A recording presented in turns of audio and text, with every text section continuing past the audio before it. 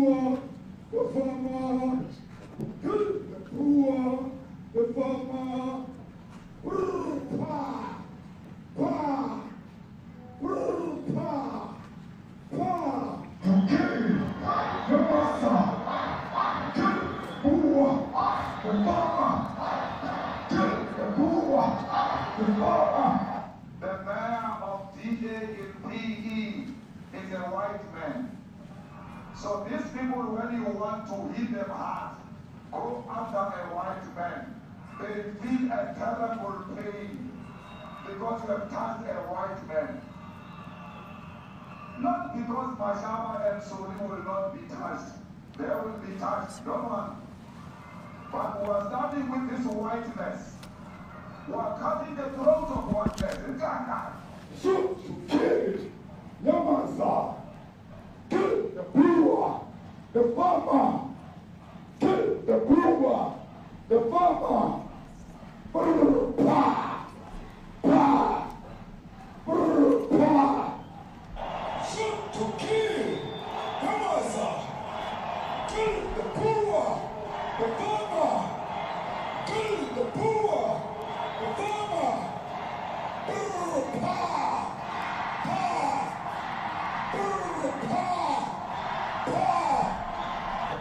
I don't know what's going to happen in the future. I'm saying to you, was not called for the killing of white people, at least for now.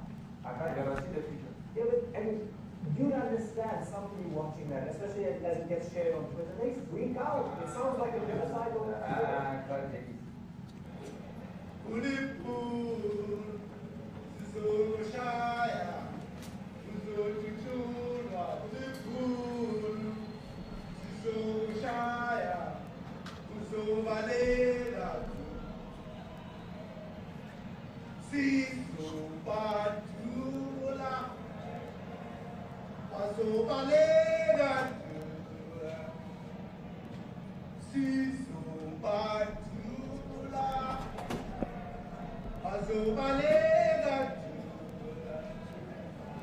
Who will expropriate land without compensation, whether they like it or not. If they object, they can seek refugee in America. Now this is very bad. These are burial sites right here. Burial sites. Over 1,000 of white farmers, and those cars are lined up to pay love on a Sunday morning. Each one of those white things you see is a cross, and there's approximately 1,000 of them. They're all white farmers, the family of white farmers. And those cars aren't driving, they're stopped there to pay respects to their family member who was killed.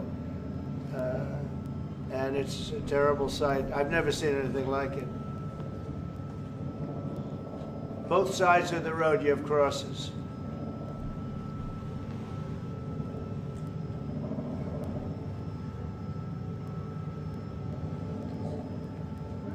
Those people were all killed. Have they told you where that is, Mr. President? No, I'd like to know where that is, because this I've never seen. Okay. I mean, it's in South Africa. That's where. We need to find out.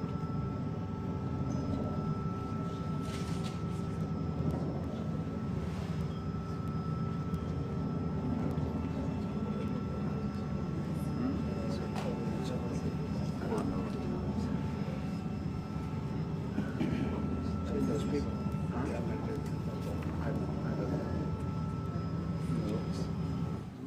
Okay. Mr. President, the Pentagon announced that it would be accepting a Qatari jet to be used as Air Force One. What are you talking about? You know, what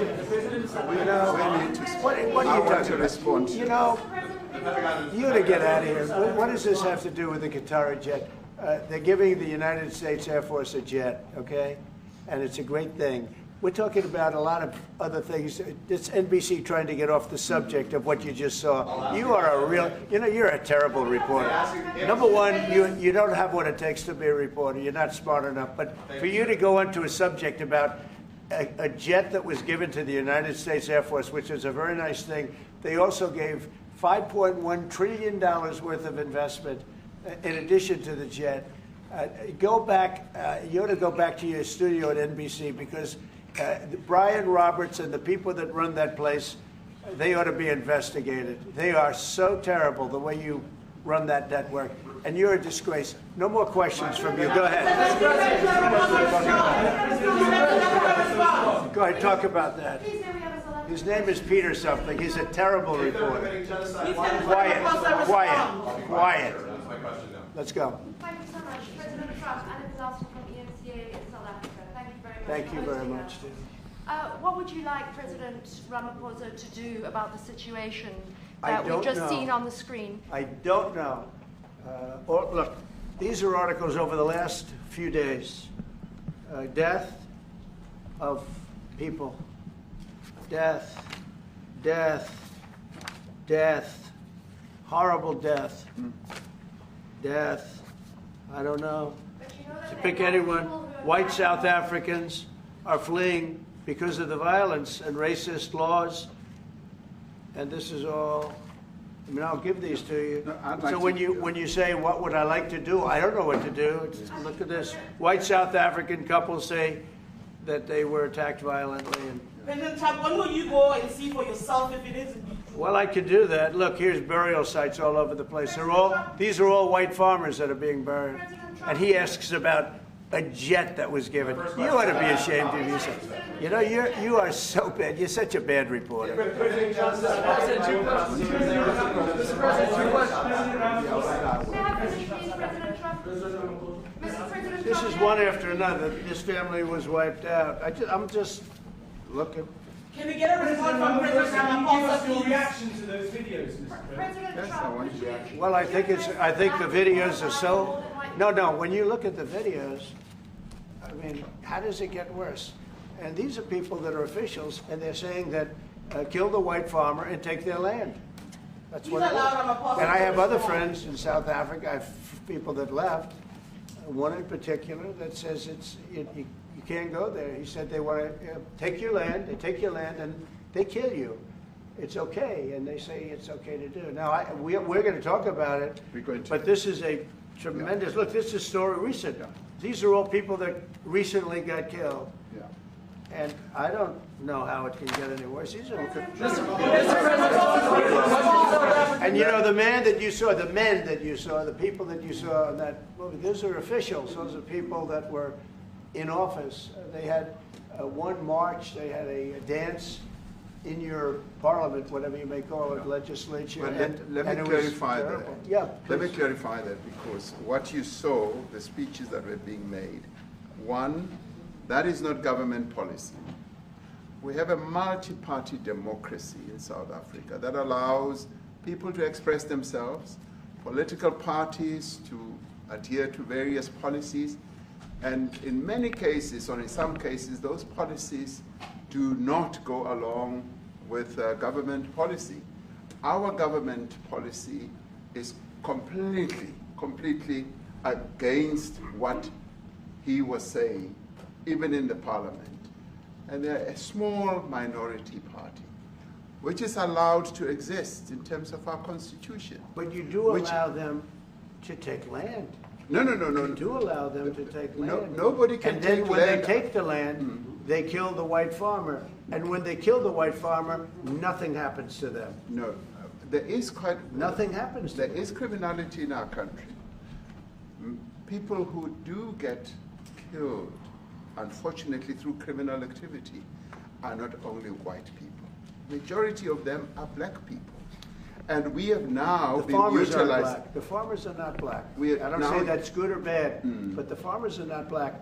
And the people that are being killed in large numbers, and you saw all those grave sites, and those are people that loved ones going, I guess on a Sunday morning, they told me, to pay respect to their loved ones that were killed. Their heads chopped off.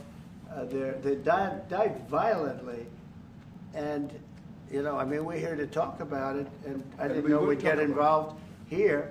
But I will say this, that if the news wasn't fake, like NBC, which is fake news, totally, one of the worst, ABC, NBC, CBS, horrible. But if they weren't fake news like this jerk, that we have here. If we had real reporters, they'd be covering it. But the fake news in this country doesn't talk about that. They don't want to talk about it, but now they have to talk about it. But they won't. This won't even be a subject. They'll have him talking about why did a country give a free, think of this, why did a country give an airplane to the United States Air Force? Okay, the United States, not to me, to the United States Air Force, so they could help us out, because we need an Air Force One until that's Air Force One, it's being built. 2 of them being built. But Boeing's a little bit late, unfortunately. So why did they give us a plane to the United States Air Force? That's what that idiot talks about after viewing a thing where thousands of people are dead. I'm sorry, I don't have a plane to give you. I wish you did. I'd take it. I would take it. If your country offered the United States Air Force a plane, I would take it. Okay. But coming back to this issue, which I really would like us to talk about, and talk about it very calmly. We were taught by Nelson Mandela that whenever there are problems, people need to sit down around a table and talk about them. Well, there are problems. And this is precisely what we would also like to talk about, including, of course, trade matters, investment matters. So the issues that concern you as the United States. Those are all recent. Those are all deaths. Yeah, in many ways, I mean, one should say you are a partner of South Africa, and you are raising concerns, and these are concerns that we are willing to talk to you about. Let me just add quickly, you know, the criminality that we are experiencing in our country needs quite a lot of technological capability. And in one of our areas in South Africa, we're using US technology, which is able to, in many ways, identify where shootings are happening and all that. And I'd like to talk about that, because there is support that we can get from you as the United States to help us deal with all these acts of criminality. And that is what I believe partnership is all about. And we are here as a partner so that we can help each other whenever there are challenges. So I'd like us to discuss it, and of course outside of the media, so that we sit down and have a really good discussion that will lead to good outcomes. Are there any other further punitive measures that could be in place should you not be satisfied that South Africa is fixing some of the very bad things, in inverted commas, that you tweeted are happening? Well, there are a lot of bad things happening in many countries, but this in particular has been very, very bad, very bad. And because of we're going to have the whole world watching in another short period of time, because you have the G20, and that's a big deal. And it seems like, I want you to look good. I don't want you to look bad. Very good. But we have hundreds of people, thousands of people trying to come into our country because they feel they're going to be killed and their land is going to be confiscated. And you do have laws that were passed that gives you the right to confiscate land for no payment. You can take away land for no payment. I want to clarify that, because we have a constitution. Our constitution guarantees and protects the sanctity of tenure of land ownership. And that constitution protects all South Africans with regard to land ownership. However, we do say, because we've got to deal with the past, the government, and as your government also has the right to expropriate land for public use. And you're doing that. And we've never really gotten underway with that. And we are going to be doing so. You're taking people's land away we have not. from them. We have, and those people, in many cases, are being executed. They're being executed. And they happen to be white, and most of them happen to be farmers. Mm-hmm. And that's a tough situation. I don't know how you explain that. How do you explain that?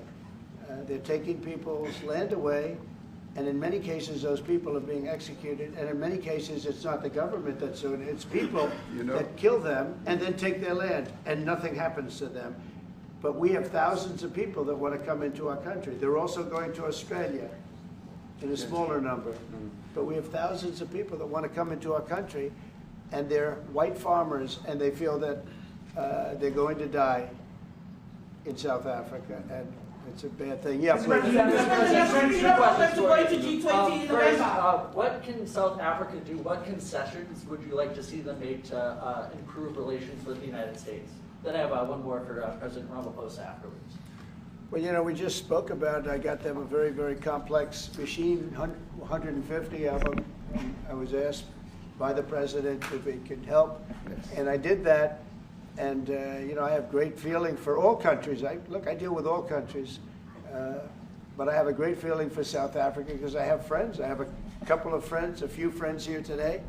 I have many friends from South Africa, but many of those friends are not, they can't go back. I have, Elon is from South Africa. I don't want to get Elon involved. That's all I have to do, get him into another thing. But Elon happens to be from South Africa. This is what Elon wanted.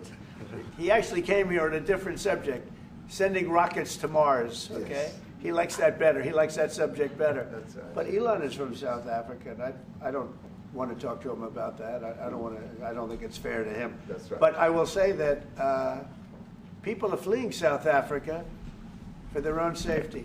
Their land is being confiscated, and in many cases they're being killed. And that scene of, you see how many crosses they have. Those crosses, that's a dead person in every one of them. And those trucks or cars are paying their respects to all of those dead people on a Sunday morning. That's a rough thing to explain away. And the problem we have, and the way, you know, a correct and a fair media exposes things. But we have a very corrupt media. They won't even report this. If this were the other way around, it would be the biggest story. Now, I will say apartheid, terrible. That was the biggest story. That was reported all the time. This is sort of the opposite of apartheid.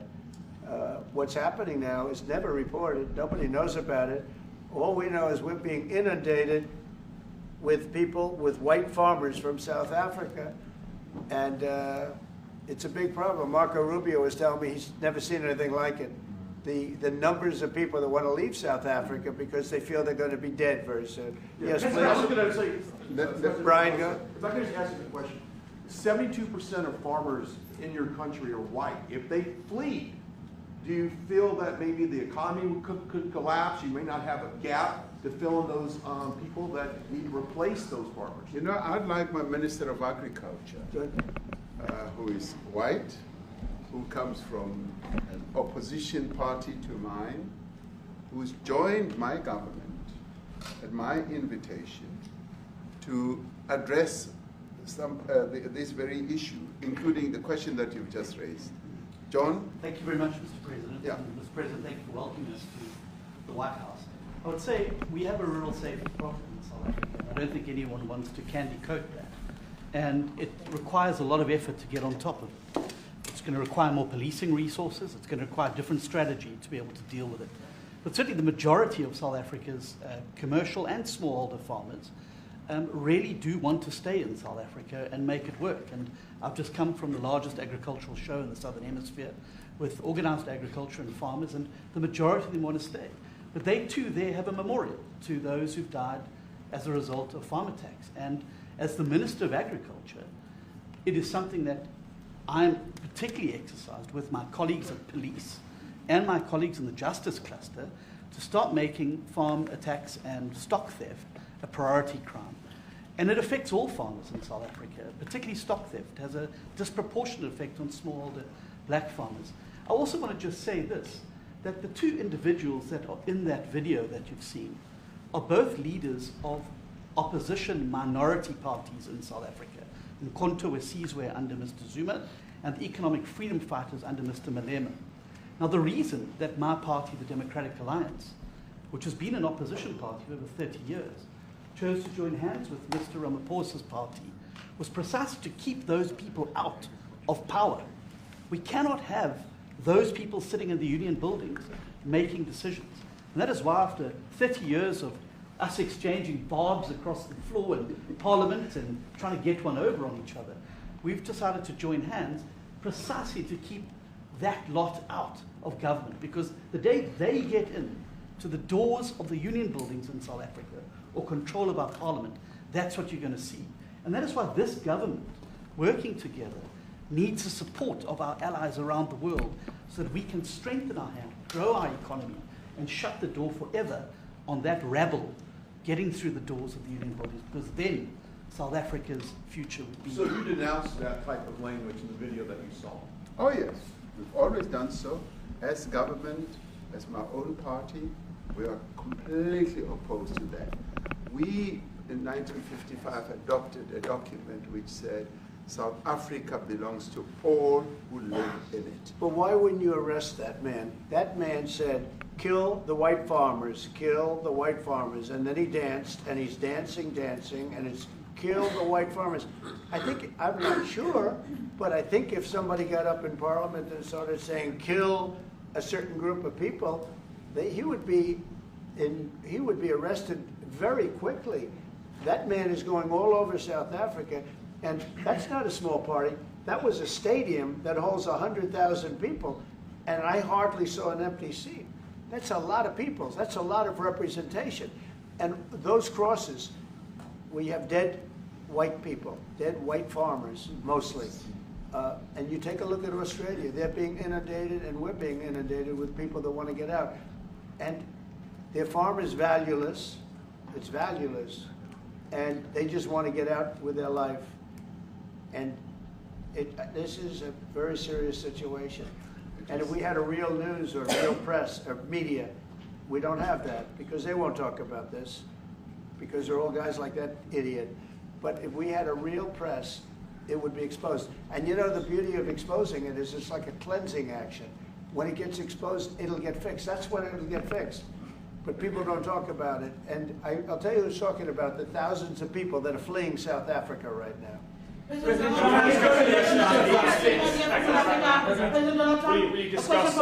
discussed USAID and the devastating impact the cuts are having across the African continent. You know, it's devastating, and hopefully a lot of people are going to start spending a lot of money. And I've talked to other nations. We want them to chip in and spend money too.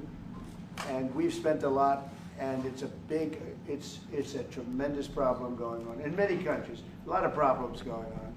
The United States always gets the request for money. Nobody else helps, as you know. Europe doesn't help. Europe hasn't given anything. All they do is sue our companies. You know, they sue Apple, and they sue all of our companies. Apple had to pay $17 billion on a nonsense lawsuit. Very unfair. But we're going to always be there to help. Sherwood Rice, South African Broadcasting. If this Afrikaner resettlement issue is resolved, you're going to go into a room after this, you guys are going to talk. If it is resolved, what is the potential for the future-looking relationship between the United States? It's got to be resolved. It should be resolved. I mean, it's a little bit bad when you see a stadium with 100,000 people in it, because that means it's more than just a little movement. It's a pretty big movement in South Africa, so it has to be resolved. It'll be the end of the country if it's not. But is there potential for the relationship moving forward? I hope so. That's why I'm here. I mean, I'm not here for my health. I'm here to see what it is. No, I'd like to see. I have friends. I can tell you, Ernie Els and Retief Goosen, they feel so strongly they wanted to be here on behalf of South Africa, not on behalf of me. And, you know, they said, can we be here for this? Because they love the country. Ernie, do you guys want to say a couple of words? I hate to put you in this. This is tougher than sinking a 3-footer. They have, and they've sank many 3-footers. Thank you, Mr. President, and thanks for the honor of being here. We've known each other a long time. We have spoken. You know, we're proud South Africans. I still have my South African passport. You know, we travel with this passport, you know, and I got my visa here. So, you know, but we want to see things get better in our home country. That's the bottom line. It's been 35 years since the transition. President Ramaphosa was right in the middle of the transition time in 1990 and before that. So it's been 35 years of ANC government. And I know there's a lot of anger, you know, through the transition. There was also a lot of stuff happening in the apartheid days. You know, we grew up in the apartheid era. But I don't think two wrongs makes a right. You know, President Mandela, when he came out of prison for all that time, didn't come out with hatred, you know, and really unified our nation through sport. You know, we won the Rugby World Cup in '95. 4 times. We won the African Nations Cup, soccer. You know, we won some majors as golfers and so forth. So what I'm trying to say is, you know, this has been a long time coming. That's why we really wanted to meet you, meet the administration, and see our way forward, because we still want to see our country flourish. You know, we've got some great things going on. Business is getting involved with government. Farmers are getting involved in local municipalities, trying to rebuild some of the infrastructure that's been decaying for a long time. So there's a lot of coexistence going on and help from a lot of areas. But I feel we need the US to push this thing through. We've got a great ally. If we can have the US. It's always been an ally of South Africa for a very long time. Even in the days of the war, you know, up in Angola, you know, you guys helped us. So very important for us to have your support and you know, get the change we need. Where did you do that well? He might have done that even better than he plays golf, which is almost impossible. Johan, please. Sorry, Mr. President, if you had to wind all of those tapes properly, you will see I'm the biggest target of that rabble-rouser. #1 for over 10 years, Mr. Malema. In fact, the first time I met him, he was in the youth league with that gentleman, and look how he's changed. Right. We have too many deaths, but it's across the board. It's not only white farmers, it's across the board. And we need technological help. We need Starlink at every little police station. We need drones. I actually got drones donated for the peace parks to stop elephant and rhino poaching. And his predecessor stopped the importation because he said the United States would spy on us. I mean, US basics, the ridicule. So if you can help us. Remember, sir, you and I lived in New York in the 70s. We never thought New York could be what it became. 2 commissioners, a tough mayor. We need your help to stop this awful killing. But it's across the board. Ernie is right now building a house in George. I'm building 3 cottages for my grandchildren on a farm outside Graaff-Reinet. I often go to bed without locking the door. And we have a serious problem with illegal aliens who stream across the border. And if you really look at our statistics, a lot of these murders, firstly it's unemployment and illegal aliens. And then I met Vice President Barnes many years ago at the Charlie Rose show. My wife loved the book.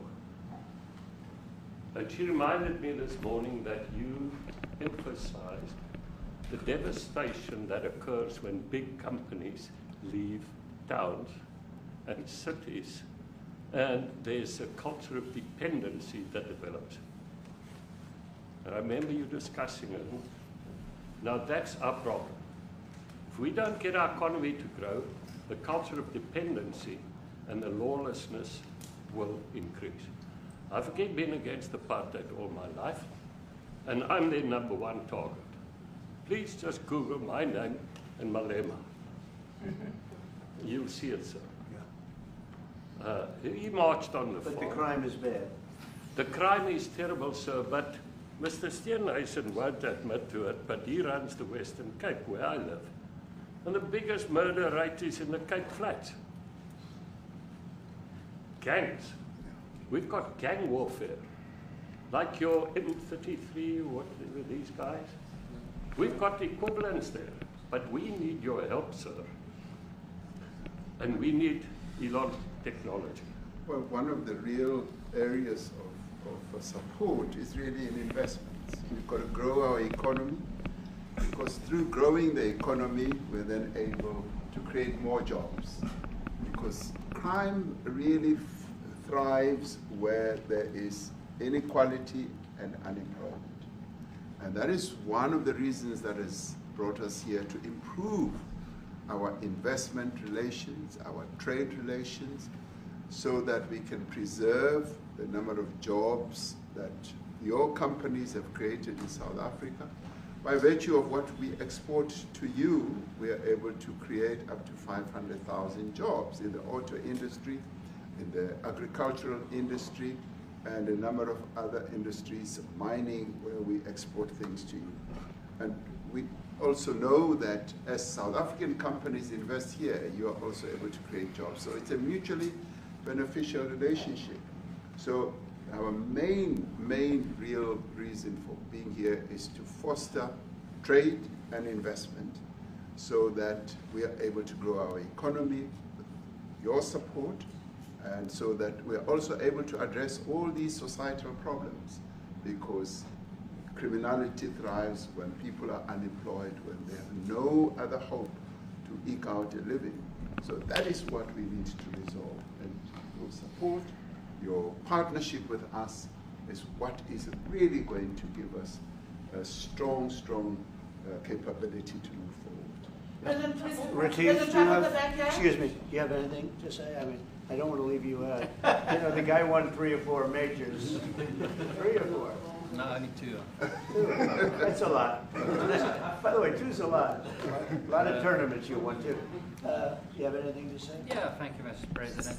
President Ramaphosa. I grew up in an area in South Africa that is a farmland area, Polokwane. And there is some issues up there. Obviously, my dad was a property developer as well as a part-time farmer.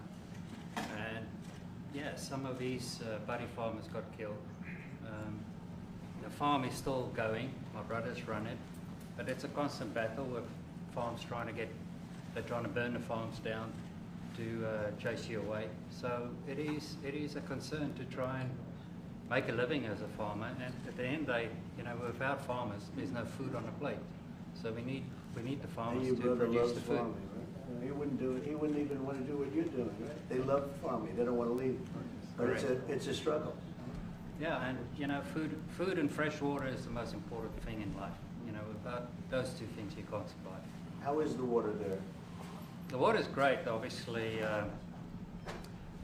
all the water comes out of the borehole, out of ground for us down there. But yeah, it is a battle to get the water out sometimes when all the equipment gets stolen all the time that you're trying to get the water out. So does your family and your brother, do they feel safe on the farm? They live behind electric fences, you know, try and be at night safe. But it is constant whenever you leave that something could happen. And there's nowhere to live. You know, both of them has been attacked in their houses. My mom's been attacked in her house when she was 80. So it is difficult. But you know, the guys live a great life despite everything going on. Something. President Trump, I brought along the president of the largest trade union in our country, Ziggy Solosi, because she leads many workers, more than 1 million, 2 million workers, and maybe we should give her a chance to say something, because she's come all the way to join us. Thank you very much, Mr. President Trump, for having us, and President, for extending the invitation to us as organized labor. And I must say that we are here to support the initiative that has been made by our government with business, of course, as organized labor. We've been coming to Washington on the AGOA trade relations in the previous regime. And I think at the center of it all, for me, it is exactly what Mr. Rupert has said, the importance of us growing the economy. We have always emphasized when we were here and kept on coming and negotiating on AGOA that the 600 US companies that are based in South Africa, as you said, President Ramaphosa, 500,000 jobs will be wiped out. We need more foreign direct investment in our country. We are not just talking about those that will lose employment, but we are talking about over 40% of people that are unemployed, that have no hope of ever finding a job. And we think that, correctly, as they have said, that we need to deal with the issue of porous borders in our country, so that everyone that comes in is documented. We also need to, and I would have thought that the minister would address the issue of land expropriation and how the policy works in South Africa. Recently, President, as you were preparing to come here on the news, in, I think it was in Natal, there was a handover of farms. And white farmers were saying, we are donating the land, but also there's a willing buyer, willing seller in South Africa. So there is no expropriation without compensation, but it is a willing buyer, willing seller. And that white farmer was even saying, President, that the government is even paying more in buying the land than what the land is worth of. And I think those are the realities, President, that we must say that we need to address, of course, but also the importance of agriculture linked to AGOA. People rely on it, and I think, as Retief said, for survival and living. But lastly, for me, President, is also the issue of the crime statistics. There is no doubt about it that we are a violent nation, you know, for a number of reasons, and we're not condoning anything. But also, if you go into the rural areas where black majority are, you would see women, elderly, being raped, being killed, being murdered, and these are black elderly women that would be found throat slits, raped multiple times, and all of that. And the problem in South Africa, it is not necessarily about race, but it is about crime. And we think that we are here to say, how do we, both nations, work together to reset, to really talk about investment, but also help us in how we can have the technology and everything that is needed, President, to really address the levels of crime that we have in our country. Thank you very much. Thank you very much. President Trump,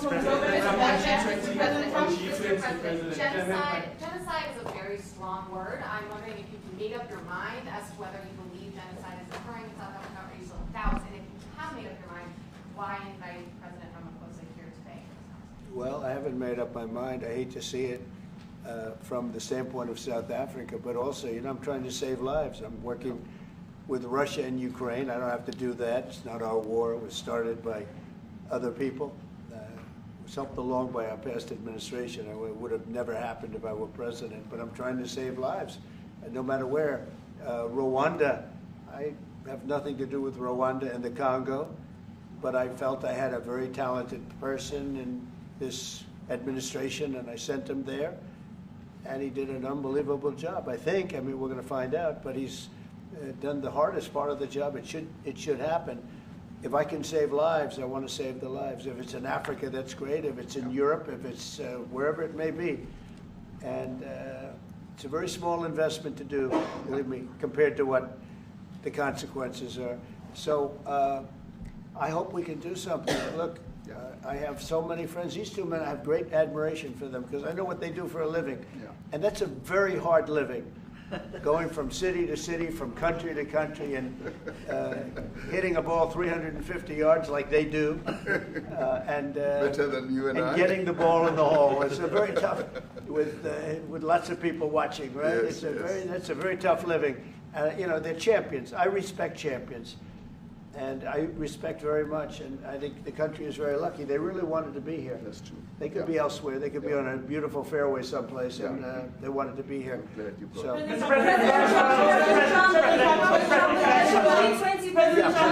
name is Yanda Ngobo from Newsroom Africa in South Africa. Good. How important is it for the United States to be at our G20 summit in November, given the relationship between our two countries? You just heard what has been said to you just now. Are you coming, and are you preparing to come? So without the United States, the G20, just like the G7, used to be the G8, but brilliantly they threw Russia out. It would have been a lot better if Russia was in. You know, a lot of people would say, oh, that's not it. Because if Russia was in, you probably wouldn't have this war. And if you had a different president, you wouldn't have the war either. But we have a G7. It's important that the United States is in both of them. I think without the United States, it's I really believe it's not very important. It's not the same meaning. As I said to President Trump, the U.S. really originated the G20. And it's important that the United States continues to play a key role in the G20. And we are privileged to be the president of the G20, but we are even overjoyed that we are going to hand over to the United States, who are the originators. And for that reason, I expect the United States to continue playing the leadership role in the G20 together with other countries. And I've said when I initially spoke to President Trump on the phone, I want him to come to South Africa for a state visit, and I also want him to come and participate in the G20. And I want to gladly hand over to President Trump to take the leadership of the G20 forward in November. Thank you very much. Thank you very much. Thank you. What is it going to take to convince you? They don't want to leave. They want you so much. How much do you need? Everybody, please keep moving. Thank you. Keep moving. Keep moving. Keep going. Thank you. Thanks, guys. Thank you.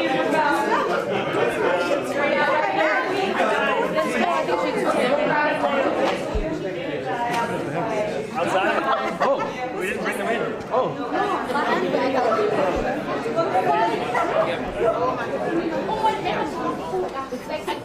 No, eventually you tell me space that's it.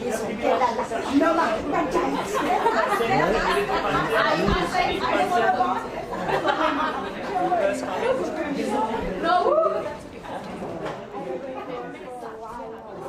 Jitsu's knees on her. Oh, my knees. He's 20 years younger.